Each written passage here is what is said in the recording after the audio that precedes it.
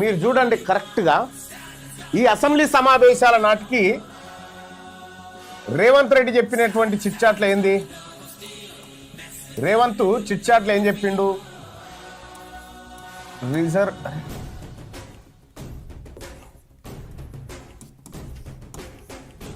బీసీల అంశం అసెంబ్లీలో చర్చిద్దామని ఆయన చెప్పంగానే కేసీఆర్ వచ్చేసి వెంటనే ఇది కాదన నాయన మన ఎజెండా నీళ్ళ మీద పెట్టుకుందాం దుకాణం, నీళ్ళ పంచాయతీ అని చెప్పి ఈయన ఎజెండా ఇచ్చిపోయింది. ఇప్పుడు ఈయన ఎజెండా ఇచ్చిపోగానే నీళ్ళ మీద మాట్లాడదాం తెలుసుకుందాం రండి అని చెప్పి ఓ వైపు ఎజెండాను మార్చేసిండు రేవంత్ రెడ్డి.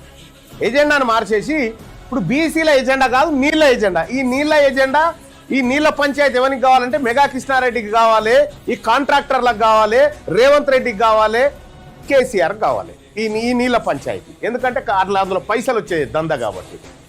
ఇగో ఈ దుకాణం ఇప్పుడు తెరిచిపోయారు ఇప్పుడు అసెంబ్లీ దీని మీద. ఇక కరెక్ట్గా ఏం జరిగిందో మీరు చూడండి. ఇప్పుడు వీళ్ళ ఎజెండాలు చూడు ఎట్లా మారుతా ఉన్నాయో.